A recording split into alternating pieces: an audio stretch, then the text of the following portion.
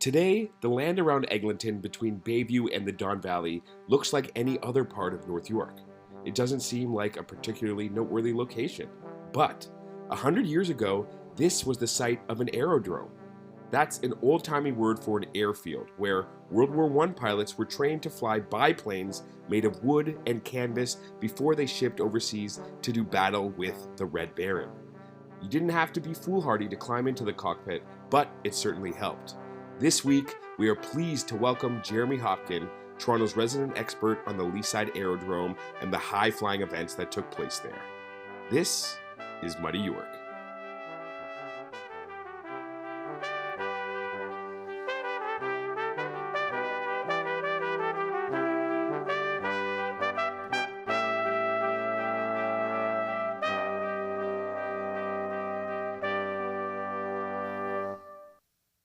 Hello, everybody. Welcome to another special episode of Muddy York. Today, we're very lucky because we've got a very special guest, Jeremy Hopkin, to come in today to discuss the Leaside Aerodrome and what that means to the city of Toronto and the history behind that.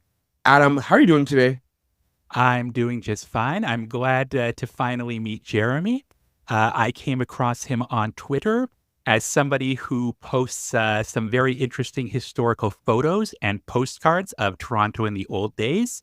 I've actually had to make a note to limit how often I repost his tweets because I was worried that if we post too many, we're going to lose followers to him. So you've seen some of our stuff on our Twitter feed. And if you subscribe to his, which I recommend, you'll see even more there. So Jeremy, why did you start posting all of this historical material on Twitter?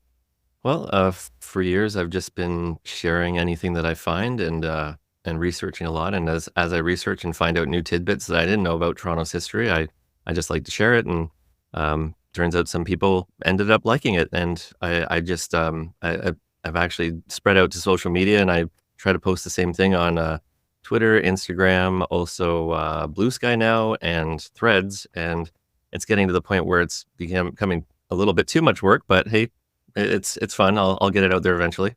You should try running a podcast. I can imagine that too, and it probably is. Yeah, it's probably pretty tricky as well. So why don't you tell the listeners who you are, where your love for the history came from? Okay, well, ever since I was a kid, I guess a lot of it came through my dad, Keith Hopkin. He would go around taking pictures of trains, and he was a very big rail fan, and he still is today. And he would take me along and my brother. My brother didn't like it as much as I do. He kind of hated it. But eventually he learned to tolerate it, I guess. But I'd also see just how the towns looked and see the signs of things that had faded over time and weren't quite the same anymore, but sort of I've always been into art and design and that sort of thing. So I love the visuals and how things looked and just how cool I felt they were, that even in an age before computers, humans were designing and creating all these wonderful things that I liked and I thought were just beautiful. So eventually I started getting into the history of my own neighborhood because I didn't really have money to travel or do anything like that, go roaming the world and check out everything. So I just thought, I'm going to check out what things are in my own backyard. And why is that street named that? And why does that old house look like that? And eventually I started digging and then came across the Scarborough Historical Society because I grew up in Scarborough. And little by little, through them and also just through my own research, found out a lot about the history of the area and that I lived in. And it was pretty cool. Things started opening up and I started realizing why things were the way they were. And little by little, I started volunteering. Back in 1997, I started with the Scarborough Historical Society, volunteering anything I could do there, and along the way, learning a lot about the place and the people that had come before that I really didn't know about. And then from that, let's see, I was there for about 15 years, and as I was doing that, came across a few organizations and started working for them and trying to spread that history through those organizations as well. There was one called Think Tank Toronto that eventually opened a studio in Wexford called 54 East. And we really tried to touch on the history of the area and do exhibits and also even make t-shirts, all that kind of stuff back then in around 2004. It lasted for about 2 years. And yeah, after that, we did a lot of projects where we'd go into neighborhoods and do a neighborhood photo album and really try to get the people in that neighborhood to participate, give their history about the neighborhood, and sort of construct memorial plaques after based on what they had done or what they'd told us. So that led because I'm into art and graphic design, that also contributed to it because I could take their memories and collage them into a tangible form that they could see and have in their house or even have in their local community centers, that sort of thing. And it just sort of blossomed from there. Everything I do sort of touches on that graphic design or art and history and sort of merges into one. And I've been sort of like a tumbleweed, sort of bouncing along the ground of that over the years, and it's led me into some interesting jobs, interesting places, and overall, it's been fun. So I try to share that online with what I'm still doing even today. And now, I guess that leads me to now, where I was this year. I went to a lot of car shows and a lot of boat shows and just anything to do with history, just trying to find a little bit more of that Toronto history that had spread out all over Ontario. And I did find a lot of it. And while I was doing it, I wore I have this suit that I made up to look like a 1920s person. And I've got the boater hat and all that kind of stuff. And it was pretty cool going out there to those car shows and posing with a lot of these old cars and things led me to a lot of interesting people and situations. And got to pose with a lot of cool old cars and old boats and all that sort of thing. But one person approached me at this one auto show, and it turned out to be Rocco of Motorista. He was starting up this new venue in Leaside area and wanted to maybe have an ambassador. And he said, "You look just like somebody I would love to have in my and be an ambassador for my venue that I'm starting up. It's all based on the Leaside Aerodrome and in the 1920s." And I said to him, "Oh, well, I have a site on Facebook that's just all about the Leaside Aerodrome." And he goes, "Oh, really? Come by my place." So I went over there and looked at a lot of the decor. It looks like a very industrial looking building. And then I looked around and there's photos and I went, "Rocco, those are my those are my photos I colorized." He goes, "Really?" And he'd printed off a whole bunch of these things to sort of set the venue, and it was a lot of my stuff. So he's like, something has to be trying to make us meet. So ever since then, I've been working with him and with the Motorista crew, just trying to promote this place and also show the history of the Leaside Aerodrome. And right now I'm working on a gallery that's going to be permanently installed into this, into Motorista, where it's just all about the history of the aerodrome and connections that it's had with just people that have visited here. Its history as the first commercial airfield that was in Toronto ever before the Island Airport, before Pearson, which was Malton. And I just kept realizing how important this actually was early on for early aviation and also early Toronto aviation. So it's been a rewarding, I guess, quest into diving into the history of this place, because it gives all these little tidbits that you just are like, wow, that all these people came to this spot within that short amount of time. That's amazing. So I guess that's where I am right now. And sorry if I rambled a little too much. We have a podcast. This is exactly what rambling is for. Okay, good. Well, you mentioned it kind of, but we'll just clarify that an aerodrome is what at least I think is a much cooler name for an airfield. Back in the old days, think as we're mentioning the Roaring Twenties and all that. But the Leaside Aerodrome started a bit before then. Can you tell us about that? Yeah, it was established as a Royal Flying Corps training center. And it was part of I guess, an assembly of training centers that were in Toronto and across Ontario. And the different parts had different specialties, I guess, eventually, where you would start off at Long Branch Aerodrome, which was already an established aerodrome. It was established by the Curtis Company as a training field, even back way before, or a little bit before the war. And Let's see. So you'd start off there. You get the cadets starting off there. They'd be given their suits and badges and all that sort of thing, and their gear for flying. But then they would be sent to training schools. Apart from there, like U of T had a massive training school and camp. A lot of these sites did have a camp where the cadets could stay while they were training. And places like Leaside started up. Well, Leaside started up in 1917, and it only took about 7 weeks to build the camp. And it didn't really take much to clear because a lot of the land was farmland already. So a lot of the land had been cleared of rocks, trees, that sort of thing. But they came in, made it definitely as flat as they could, and then built all these what they called temporary buildings, but they were pretty substantial compared to today's standards, where they would build hangars, mess halls, also training buildings, engine test buildings, that sort of thing. For somebody who knows the modern city of Toronto, where would Leaside Aerodrome have been located?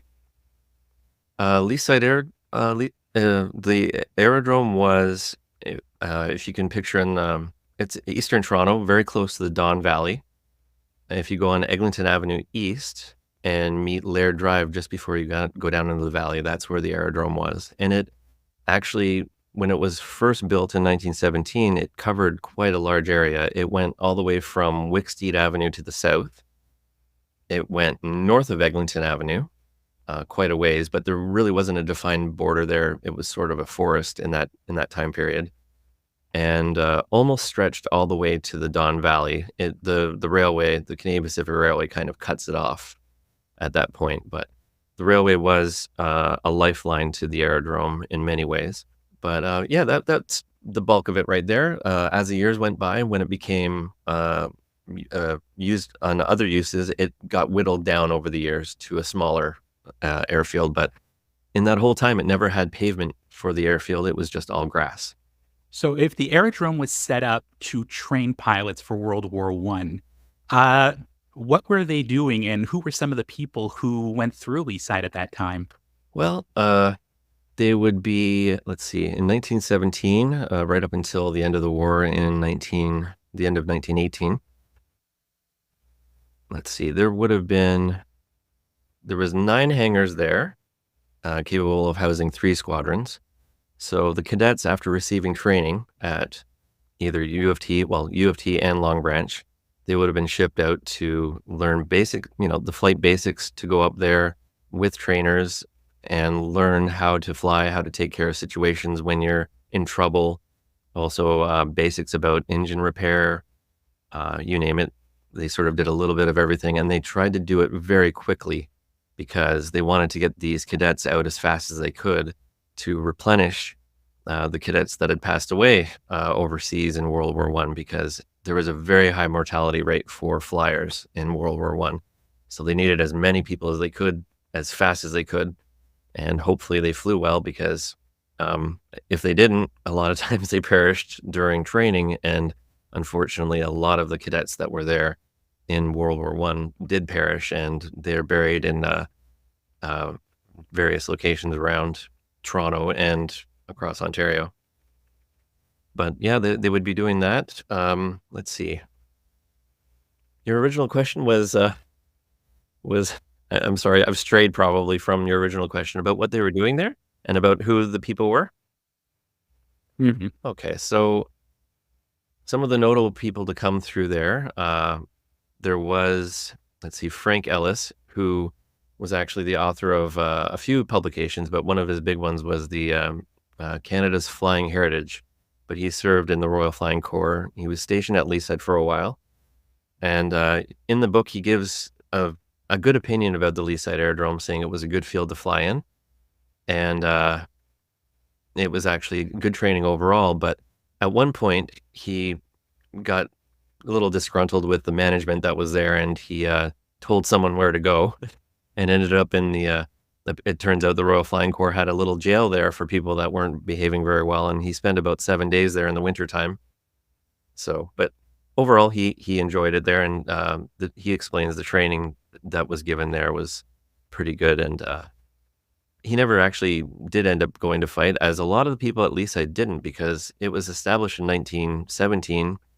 only lasted until the end of the war in 1918. So for all the efforts they did there, a lot of the cadets that did train there actually didn't go overseas to fight. Also, there's an account of William Faulkner, the popular American novelist. He actually trained there as well. He couldn't actually he wasn't accepted to the American um, aviation forces. So he got this idea that he'd come up to Canada and pretend to be British. And he ended up actually adding the U to his name and putting on a thick British accent, and he got in. So he did train here but never ended up going overseas. But in later accounts, he boasted about serving in the war and all these accounts of fighting and aerial combat, all that sort of thing. But he never really actually did go over there. But one of his very first published work, though, was based on his time at Leaside Aerodrome, where he made up a fictional cadet and how the training was back then. And it's called Landing in Luck. And he goes into some of the details about how life was back then and how it could be with people flipping planes over and the dangers of it. Well, considering his Southern accent, I don't know how convincing the British accent was, but Yes. Back then, it's also they needed people, so it could have been that as well. absolutely. Well, in 1918, a pilot was flying from Montreal to Toronto, and some of his friends asked him to bring some stuff along, and it snowballed from there into something very momentous. So, can you tell us what that story is about? Would that be about Brian Peck? Okay. Brian Peck. Probably, he's known as the very first deliverer of airmail in Canada. And his friends at the Royal Air Force at that point, it was called, the Royal Flying Corps evolved into the Royal Air Force. And one thing they wanted to establish in Canada was an aerial mail service. So they brought this together where they basically asked for letters from a lot of the family and friends of people that were in the service and tried to make an official airmail that was postmarked and everything and bring it to from Montreal to Leaside. So he got this idea in his head that, well, my friend's having a wedding soon too in Toronto. Toronto's dry right now because of Prohibition, and Montreal was wet still. So he ended up getting some mulled scotch and smuggling it in below the mail. So they actually ended up having some difficulty flying because it went over the weight capacity of the plane. And even though he was saying he was having trouble with the plane, it was probably because of the extra weight of that scotch. And so he was successful in getting it into Toronto without any problems. And it was only years later that was revealed what he had done. So, he wasn't just the first airmail pilot, he was also the first aerial bootlegger. Yeah. As the first accounted aerial bootlegger, there could have, back then, there was quite a few people with hip flasks and that kind of stuff, but a mass bootlegger, though, yes. And just to give people a sense, like flying was less than 20 years old. These were those Mm. old biplanes you see in old film, and it was incredibly dangerous. And this was something that daredevils did, people who really wanted to laugh in the face of death and all. Yeah, they're basically nothing more than a kite with a heavy motor on the front. So you had to be careful how you were flying this and landing. That was a big one too. Landing was pretty tricky. You had to keep it balanced, or else you ended up with your tail straight up in the air and flipped over or whatever. I really like that description, kites with a motor attached. I might use that in Yeah, the future.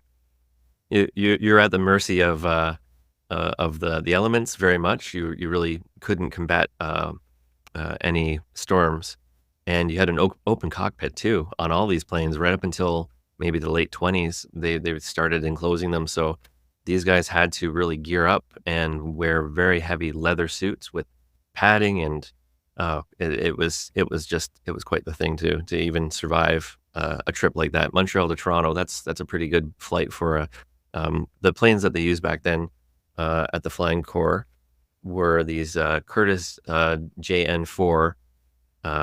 Then they got the nickname Jennies, and they were sort of the staple plane for a long time afterwards in resales. So after 1918, the war is over. What happens to Leaside? Well, basically, as soon as the war was over, they declared all these um, training places closed.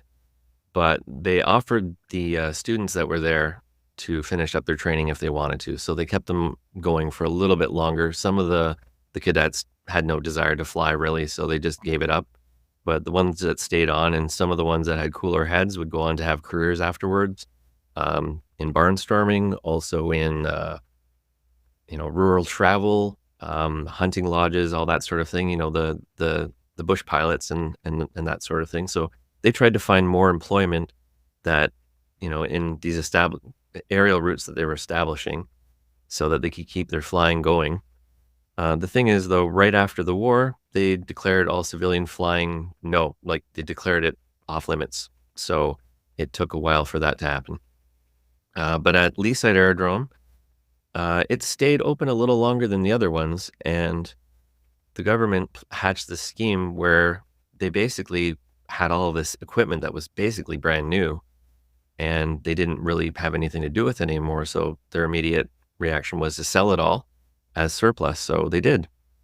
And they found one welcome buyer who was actually an administrator from the Curtiss company that was in Canada, who originally came from the States. And he wanted to basically buy it all with the help of some investors.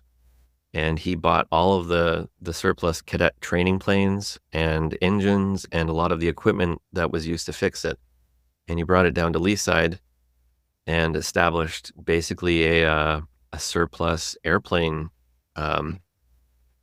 company where he would fix up a lot of these or rebuild a lot of these planes, some of them which hadn't been built yet. So they were all new old stock, and sell them to people that wanted to start up their own flight businesses or flight, let's see, I guess you would call them barnstormers, where basically they would take people up for rides in planes and make money that way. They would charge them an amount of money because at this point in time, nobody had really flown in a plane like that, and they were just in awe of this. So it was an exciting thing to go up in a plane. So people were willing to pay a lot of money to just go up and see how things looked like from the sky. So, yeah, I guess that's basically what he did with that, with the Leaside Aerodrome. The other aerodromes were shut down. A few of them, let's see, except for Armour Heights. Armour Heights was eventually bought up by Billy Barker and Billy Bishop to create a air service company. The Long Branch and all the other ones had basically shut down, though, and all of their equipment was sent to Leaside for resale. So the next major tenants at Leaside was the Toronto Flying Club. Who were they? The Toronto Flying Club had sprouted out of a organization called the Aero Club of Canada. And they had for a while been wanting to establish something locally because a lot of the flyers that had come back from World War I still wanted to fly. They didn't really have a proper field to operate out of. Erickson, though, was also an administrator from that club, and he allowed a lot of the people who wanted to fly to basically go and check out the planes there and eventually fly at the Leaside Aerodrome. Around the time that he started to leave the aerodrome, the Flying Club was looking for a place to establish themselves in 1928, and they basically ended up making an agreement with a couple companies that were in the area, a real estate company and also Canada Wire and Cable, which owned some of the old World War I hangars that were still there, and they were using them for storage. So the Flying Club, when they established, they wanted to borrow these hangars, and they let them. So they ended up establishing themselves in those hangars, and a lot of them were combat aviators. So They wanted to provide a place for them to fly, but also so that they could train other members of the club who basically hadn't flown before. So a lot of these pilots had eventually became instructors.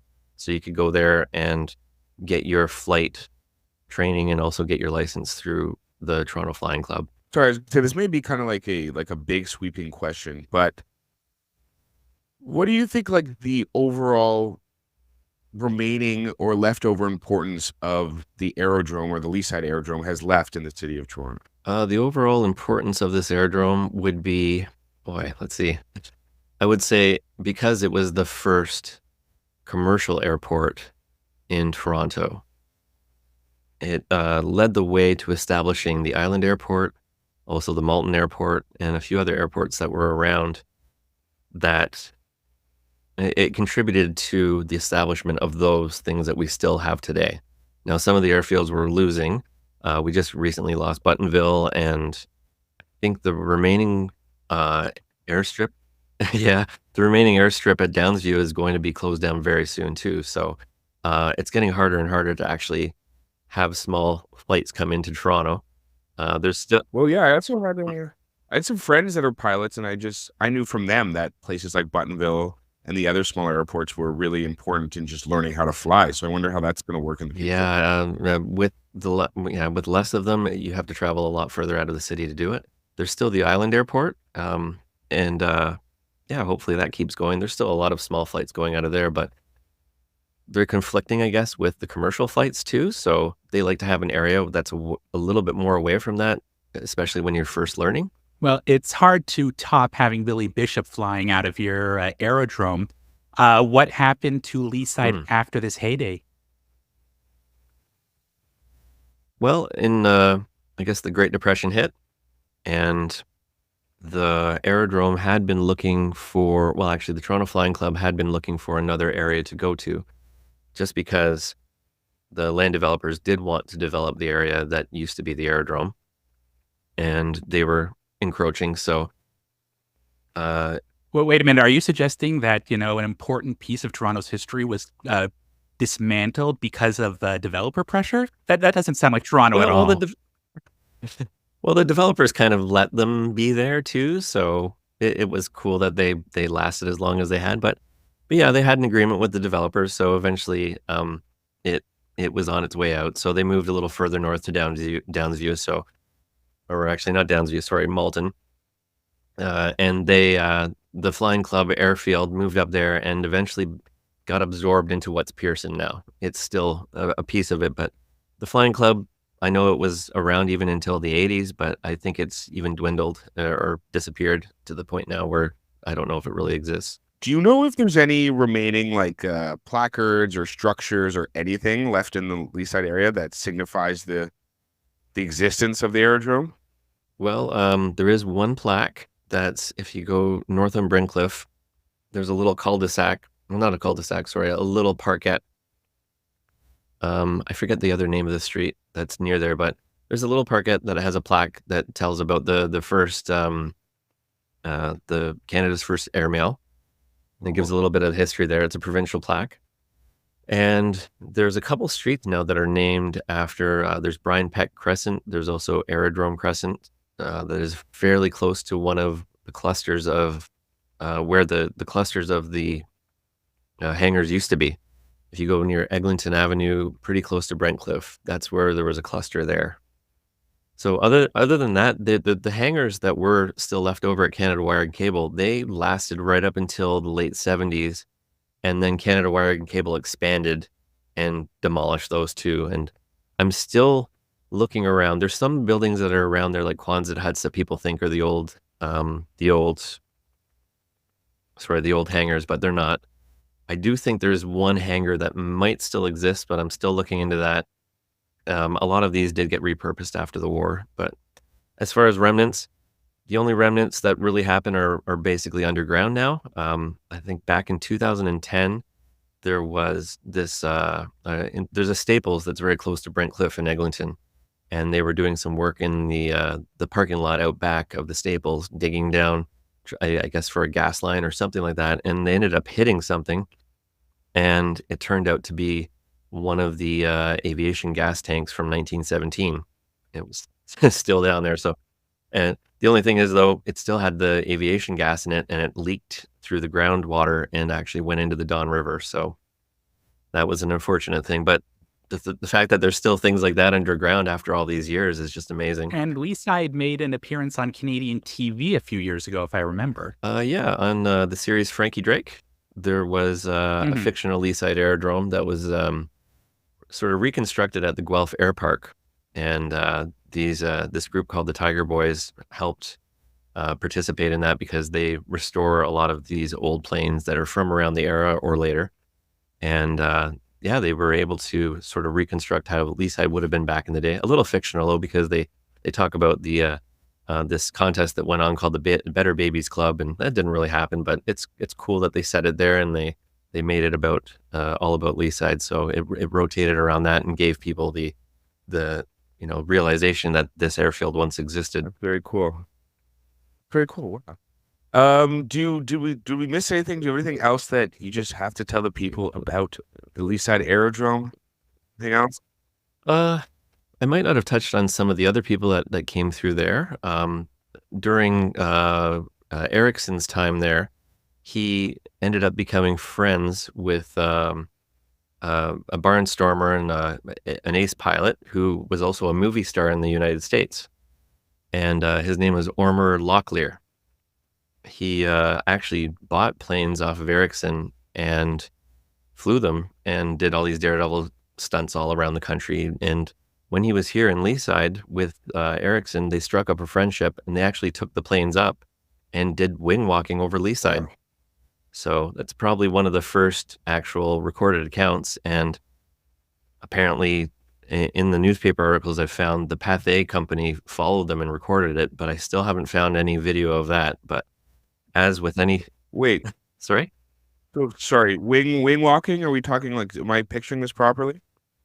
Like literally, they got out and walked on the wing, or is it? Or am I Yeah, missing something? these Curtiss Jenny planes had two seats for training, so they both had sticks in them for flying the planes. So you could go up with two pilots. One pilot could get out and walk on the wing, and apparently him and a few other people sort of honed this capability when they were training, because if something went wrong with your engine, you could get out and do mess with the engine or fix something on your wing just so you could get back home, right? So It gives me so much anxiety. Not only were those planes made out of like canvas and wood, you'd also get out, and just go on the wings and just walk. yeah, on these them. guys would Okay. walk out on them. They'd attach. Oh, they would do so many things. They would attach ladders, like a collapsible ladder to the bottom, and hang from the bottom of that, hang from ropes, go upside down. You name it, they would try to do it on that plane, hang off the side, all to thrill the crowds below. Well, today they'd all be on TikTok showing off their Yeah, stunts. for sure. Eventually, the FAA got wind of a lot of this stuff, and a lot of people did die. So by about 1925, they kind of outlawed a lot of that. But there's a few people. There was another person that I wanted to talk about. What was her name? Lillian Boyer. She came here right at the end of it in 1925 to perform at the CNE, and she based herself out of the Leaside Aerodrome. And there's actually some surviving video of that, of her flying out of Leaside, going over the CNE, doing some tricks there. And at the end of her stunt, she actually dropped off the plane into Lake Ontario and swam back to shore, where her family was waiting to meet her. So there's kind of a cool... She crashed the plane into Lake Oh, sorry, Ontario, and then she didn't crash. She jumped off the plane into Lake Ontario. Oh, somebody else was Yeah, somebody flying, else though. was flying. Yeah. Oh, Sorry, okay. wasn't clear with that, but yeah. So she was stationed out of Leaside, and that was pretty amazing. And she's one of the only, I guess, wing walkers who that actually lived to a ripe old age. She passed away in surprising. 1989 after a long career of barnstorming and doing all that stuff. So she was pretty incredible. Wow, that's a good. Other than that, I great. guess there's a few other, I guess, personalities. If you guys have time, or am I going too far? Good. No, it's okay. Okay. Let's see. I got some other names that I just made a note of here that Charles Lindbergh's mother came through there. That's a personality right there. She came through. They had relatives in Toronto, so she came to visit them. But she also did a lot with education. So she came through with some education ministers that were in Toronto and made the news because her son was Charles Lindbergh, the first to fly across the Atlantic. There's a really interesting story from 1928. A financier named Alfred Lowenstein came through and donated some money to the airfield to help improve. He was all about improving aviation in Toronto and well, not worldwide, I guess. So he was here in Toronto to do some important business and made the news at the aerodrome. And not long after that, after he came through with his fancy suit and everything, he ended up dying in a mysterious plane accident over in Europe where they say he was the second richest person in the world at the time. And Okay. he was in his plane walking through, and they said for some reason, he mistook which door was which. And they thought he was going to one compartment in the plane, but actually it was the exit. It was the door to lead outside, and he ended up falling out. Whew. Literally just thought he was going to the washroom, but opened the wrong door and fell out the back. Yeah, that's what they said, but a lot of people suspected maybe somebody pushed him out that might have had some interest in collecting his money after he died. So it's still a mystery to this day what actually happened there. That's why the flight attendants are so adamant about what direction to walk through.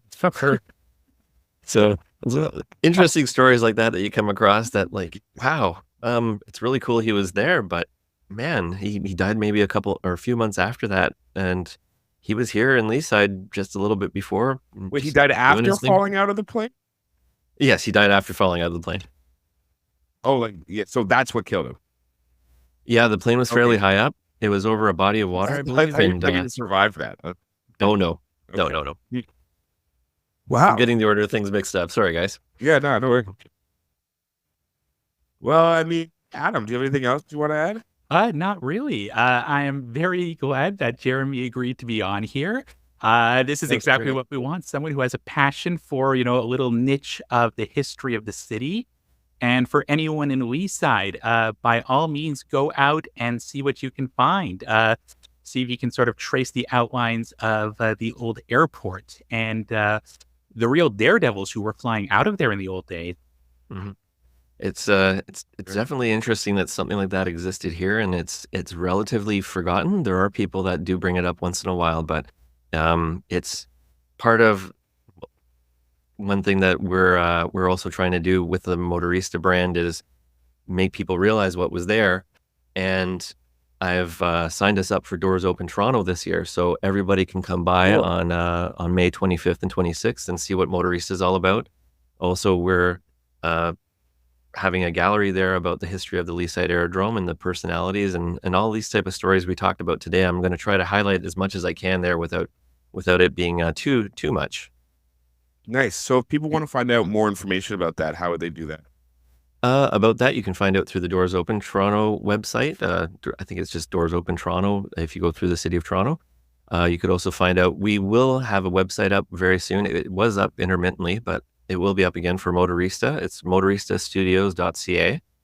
Also, on Facebook, I have a site dedicated to Leaside Aerodrome, it's just called Leaside Aerodrome on Facebook.